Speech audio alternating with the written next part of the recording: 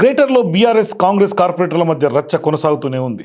పోటాపోటీగా ధర్నాలు, ఆందోళనలు చేస్తూ ఉన్నారు. ఇరు పార్టీల కార్పొరేటర్ల మధ్య మాటల యుద్ధం కొనసాగుతోంది. మాపై దౌర్జన్యంగా వ్యవహరించారని బీఆర్ఎస్ కార్పొరేటర్లు ఆరోపిస్తున్నారు. మాకే ధమ్కి ఇచ్చారని బీఆర్ఎస్ కార్పొరేటర్లు రౌడీల్లా వ్యవహరించారని కాంగ్రెస్ కార్పొరేటర్లు ఎదురుదాడి చేశారు. అధికార ప్రతిపక్ష కార్పొరేటర్ల మధ్య గొడవలు గ్రేటర్ రాజకీయాల్లో చర్చనీయాంశంగా మారాయి.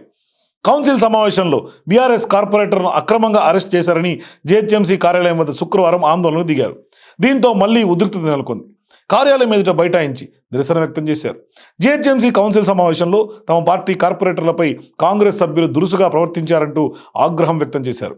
కౌన్సిల్లో తమపై దౌర్జన్యానికి పాల్పడ్డారని మండిపడ్డారు. మేయర్ విజయలక్ష్మి క్షమాపణలు చెప్పాలని డిమాండ్ చేశారు. బడ్జెట్ను ఆమె ఏకపక్షంగా ఆమోదించారని ఆరోపించారు. బడ్జెట్పై కౌన్సిల్లో చర్చ లేదని అభ్యంతరం కూడా వ్యక్తం చేశారు. తమ అభిప్రాయాన్ని పరిగణలో తీసుకోకుండా ఎలా బడ్జెట్ ఆమోదించారంటూ ప్రశ్నించారు. మేయర్ ఛాంబర్ వద్ద నిరసన వ్యక్తం చేశారు.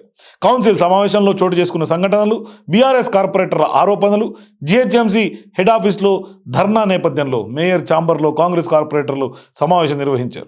బీఆర్ఎస్ కార్పొరేటర్లు చేసిన ఆరోపణలు, కౌన్సిల్ మీటింగ్లో జరిగిన అంశాలపై చర్చించారు. అనంతరం మీడియాతో మాట్లాడారు. బీఆర్ఎస్ కార్పొరేటర్లు కౌన్సిల్లో తమ ధమ్కి ఇచ్చారని కాంగ్రెస్ కార్పొరేటర్లు బొందు శ్రీదేవి, మహాలక్ష్మి గౌడ్, సుజాత ఆరోపిస్తున్నారు. సభను, మేయర్ను లెక్క చేయకుండా రౌడీల్లా బిహేవ్ చేశారని మండిపడ్డారు. వాళ్ళ అధిష్టానం మెప్పు కోసం ఇష్టం వచ్చినట్లు ప్రవర్తించారని అన్నారు. బీఆర్ఎస్ కార్పొరేటర్లపై కాంగ్రెస్ కార్పొరేటర్లు అనుచితంగా ప్రవర్తించడంలో వాస్తవం లేదన్నారు. హిమాయత్ నగర్ కార్పొరేటర్ మహాలక్ష్మి గౌడ్ మాట్లాడుతూ ప్రజా సమస్యలు పక్కన పెట్టి బీఆర్ఎస్ కార్పొరేటర్లు ఇష్టం వచ్చినట్లు ప్రవర్తిస్తున్నారని అన్నారు. తమ కార్పొరేటర్ల చెంప పగలగొడతామని బెదిరించారని తెలిపారు. బీఆర్ఎస్ అధిష్టానం స్క్రిప్ట్ ప్రకారమే కౌన్సిల్లో రౌడీల్లాగా ప్రవర్తించారని తెలిపారు. కౌన్సిల్లో బీఆర్ఎస్ మహిళా కార్పొరేటర్ల చీరలు లాగారంటం సిగ్గుచేటన్నారు. అనవసరంగా ఆరోపణలు చేసి మహిళల పరువు తీయొద్దని సూచించారు.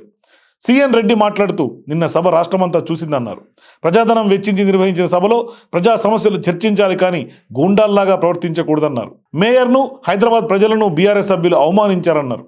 ఉద్యమం చేసిన వారిని పక్కన పెట్టి బయట వారిని తీసుకొచ్చి బీఆర్ఎస్ మంత్రి పదవులు ఇచ్చారని విమర్శించారు. బాబా ఫసీయుద్దీన్ మాట్లాడుతూ తనపై మహిళలు దాడి చేశారని, ఉస్మానియా హాస్పిటల్కి వెళ్లి ట్రీట్మెంట్ తీసుకున్నారని చెప్పారు. తనపై జరిగిన దాడిపై పోలీసుల విచారణ చేయాలని డిమాండ్ చేశారు.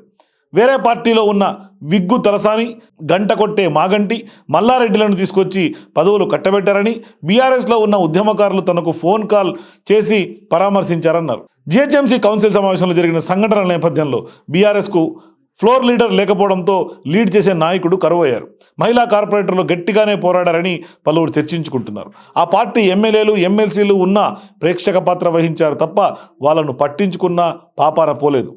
బీజేపీ కార్పొరేటర్లు మాత్రం ఆ party floor leader Shankar Yadav చెప్పినట్లుగా చేయడంతో మేయర్ తీరుపై గట్టిగానే ప్రశ్నించారు. ప్రజా సమస్యలపై మేయర్ను నిలదీశారు. ఇక మజ్లిస్ పార్టీ సభ్యులు మాత్రం వాళ్ళ ఎమ్మెల్యేల కనుసన్నల్లోనే పనిచేశారు. శానిటేషన్, వీధి దీపాల నిర్వహణపై అధికారులను ప్రశ్నించారు. ఇక కాంగ్రెస్ పార్టీ సభ్యులను మేయర్ కంట్రోల్ చేశారు.